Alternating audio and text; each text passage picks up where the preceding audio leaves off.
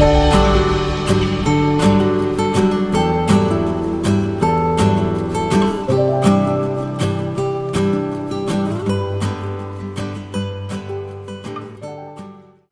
guys, hope you've had a lovely weekend. It's only a short video this week as it's my birthday weekend and I've been planning on some mini adventures and hopefully trying to make the most of this gorgeous weather we've been having.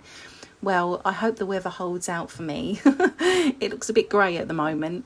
You may have seen my short I posted in the week about my new set of Holbein Acrylic Gouache.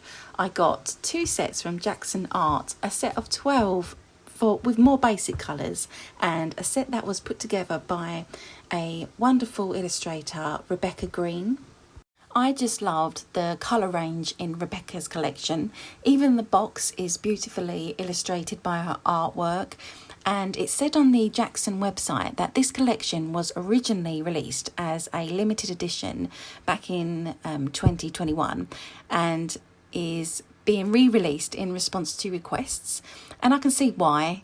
It has some lovely muted colours, which is definitely more my jam, like the sap green, which is a lovely natural green, the ash blue, and also sepia. I love any set with sepia in it at the moment.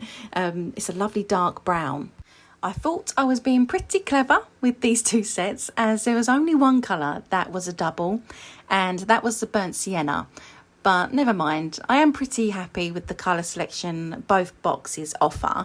Personally, I'm not much of a mixer and I like the convenience of having the colour already mixed up, but that's a personal preference. I'm just lazy. But if you're not lazy and you like mixing and would like an introductional set, I would say the set with the 12 basic colours would be a good shout, as it also comes with a black and white, and as you know, you can mix colours to fill most gaps. I will pop the links to both sets in my description. It's worth noting I'm not affiliated with anyone and I pay for all my own art supplies. Well, not these. These were a birthday gift from my nan, so yeah, thanks Nan. So, as you may know, with any new art supplies, it's always a good idea to swatch all your colours out first. So, I'll do a little time lapse of swatching these colours. Sorry about the darkness of the filming today. This is normally the brightest room in my house, but today it's decided to be grey and miserable, but still sweating hot. So, I have got the fan blowing a gale force wind at me. So, I'll pop on some music and do some nice relaxing swatching.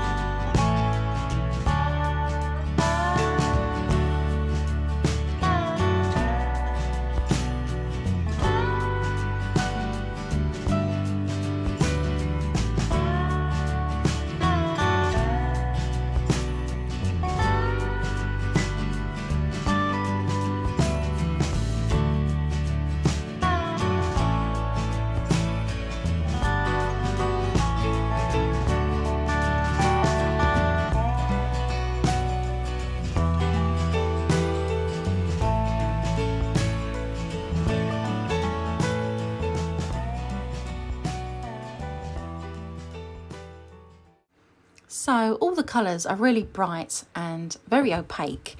I was trying to use little to no water to get the richest colour, but I can feel that this is going to be the thickest paint I've ever used, which is odd really, but I am used to watercolour and basically watering down my gouache.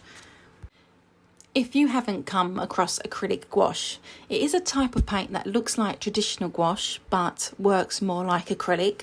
It goes on smooth, dries quickly and has a flat matte finish. But once it dries, it becomes permanent and won't smudge or lift if you add more layers of water, which is what I'm testing out here. And to be fair, I didn't really leave it for very long to dry, but I was scrubbing it with the brush and it wasn't really moving. Well, not as much as a normal gouache or a watercolour would. As I said, this is a brand new medium for me, and I have been having fun making lots of errors and basically messing around in my sketchbook and making that all important ugly art that I'm not really proud of, but at the same time I need to get it out of my system. I need to use the paint, to learn how to use the paint. I think it can be very daunting trying a new art medium that's outside your comfort zone, but it can also help you grow as an artist. It can make your art more creative and help you become more confident in trying new things, and I think can even give you fresh ideas of when you're feeling stuck. When you experiment with different materials, it forces you to think in new ways and can lead to ideas you may never have come up with otherwise, and learning new ways to make art is always a good thing, isn't it? So I noticed when I used these paints that you need to give your paintbrush a really good wash between colours. Obviously a lot more than I'm used to with watercolour, as the paint can stick around for a bit longer on your brush. I know you can buy brushes designed for gouache, but I'm using a cheap synthetic watercolour brush, which I think works fine, but I would say you don't want to use a watercolour brush that's too soft, as you won't get much control with it. But normally cheaper watercolour brushes are quite firm and less absorbent, so that would work fine as well. With this paint, you can, if you want, like I've done here, paint the backgrounds first. This makes sense as it dries quickly and should not budge when you layer. Like I've done, I'm painting a rose bush. I went in with the sap green, which is quite a dark colour first, and then when that dried, I went in with lighter greens on top to build the layers of the leaves. Normally, when you work with watercolour, you go from light to dark, so I had to adjust my way of thinking, as if I did this with watercolour, I probably would have gone for some masking fluid for the roses, but of course, you can let this paint dry and go on top with the light paint. Of course, you can still use masking fluid with this paint, but as you can see, there's really no need because this paint is quite opaque.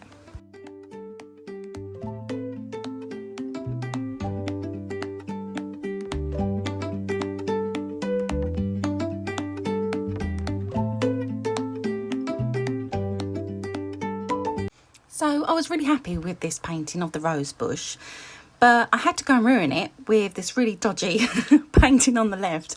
I had no idea what I was doing, what design I was trying to do, but to be honest, it gave me a chance to try and save it with my new white Posca pen. A shout out to my YouTube friend Sirenu-Eve Art. She gave me the inspiration to get a Posca pen. She does some lovely art with these pens over on her YouTube channel. I'll pop her information in my description, so please go check her out. I did get the very fine nib pen, so I could pop in some nice thin line details, which I think kind of saved the design and gave it a bit of a fantasy vibe. But yeah, it's not great, but I think it saved it.